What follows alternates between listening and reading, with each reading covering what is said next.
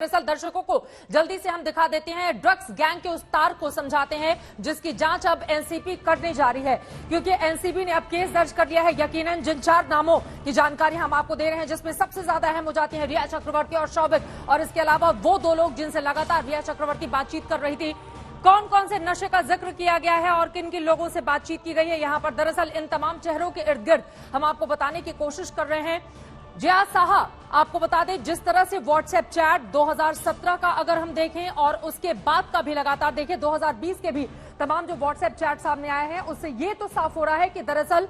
Drugs dealer से कहीं ना कहीं कनेक्शन रहा है रिया चक्रवर्ती का, और उससे यह भी साबित होता है कि सुशांत सिंह राजपूत को नशे की लत थी। अब तक के जो व्हाट्सएप चैट जिनसे खुलासा हुआ है, अब सवाल यह है कि रिया चक्रवर्ती क्या नशे की लत लगातार लगवाती हुई चली जा रही थी, क्योंकि उनका जो व्हाट्सएप चैट है सीधे सीधे इन तमाम चेहरों के इर्द गिर्द घूमता हुआ यहां पर हम आपको दिखा रहे हैं। सीधे रुक कर लेते हैं, शम्स ताहिर खान इस वक्त हमारे सहयोगी जुड़ चुके हैं। शम्स, ये जो नशे का जाल है, इसको अब तोड़ने की कवायद में एनसीबी ने केस दर्ज कर लिया है, लेकिन रिया चक्रवर्ती का यहां पर पूरा का पूरा मामला और पूरी भूमिका बेहद ज्यादा संदिग्ध हो जाती है, क्योंकि अब एक एक करके, और जिस होटल में 2 महीने का वक्त गुजारा था सुशांत सिंह राजपूत ने, जहां पर रिया की भी मौजूदगी थी, वहां पर भी ड्रग्स दिए जाने का जिक्र आ रहा है। शम्स,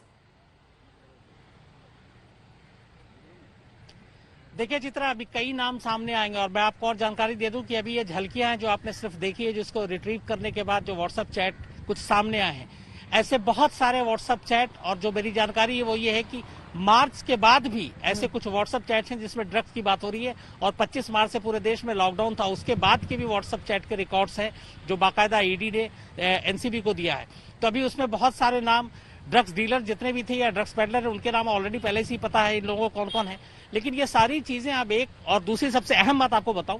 कि सीबीआई की जो इंट्रोगेशन चल रही है पिछले 6 दिनों से, उसमें नीरज, सिद्धार्थ पिठानी, ये 2 ऐसे लोग हैं जिन्होंने कबूल किया है सीबीआई के सामने कि हाँ, सुशांत के घर में, सुशांत के आसपास के लोग ड्रग्स का इस्तेमाल करते थे।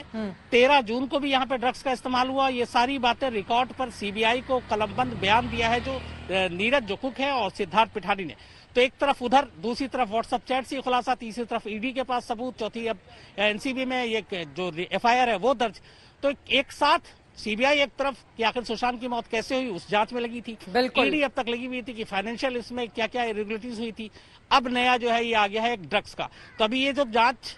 शुरू है 3 तरफ से, लेकिन कहां पे जाके रुकेगा अभी आगे आगे देखिए। ये महत्वपूर्ण जानकारी आप दे रहे हैं कि ये जो जांच अभी शुरू हुई है, कहां पर जाकर ये थमता है, क्योंकि हर रोज पूरे मामले में नए नए खुलासे सामने आ रहे हैं और रिया चक्रवर्ती की भूमिका लगातार संदिग्ध होती हुई चली जा रही है। रिया चक्रवर्ती से लेकिन पूछताछ कब की जाएगी, ये भी अपने आप में बड़ा सवाल है। नमस्कार, मैं हूं अंजना ओम कश्यप। हमें उम्मीद है ये वीडियो आपको पसंद आया होगा। लेटेस्ट खबरों के लिए यूं ही देखते रहिए आज तक, और इस वीडियो के पसंद आने पर लाइक, शेयर एंड सब्सक्राइब करना ना भूलें।